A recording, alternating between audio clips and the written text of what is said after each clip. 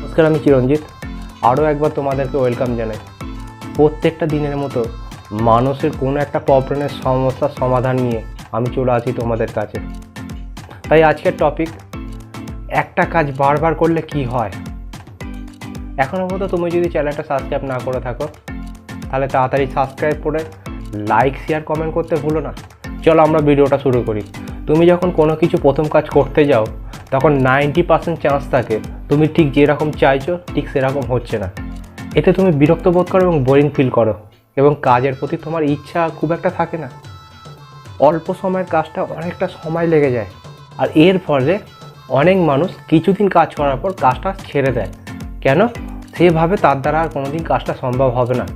তাই আমি সবাইকে বলবো, কাজ করার সময় প্রত্যেকটা দিন যে ছোট ছোট ভুলগুলো হচ্ছে সেই ভুলগুলো কেন হচ্ছে এবং প্রত্যেক দিন নিজেকে ইমপ্রুভ করো, অজানাকে জানার চেষ্টা করো।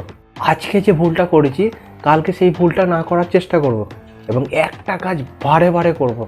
প্রথম দিন কাজটা করতে গিয়ে যে বোরিং ফিল করছিলে, আজকে তুমি তোমার ইমপ্রুভের মাধ্যমে এই কাজটা খুব অল্প সময় এবং খুব মজার সঙ্গে কাজটা করছো।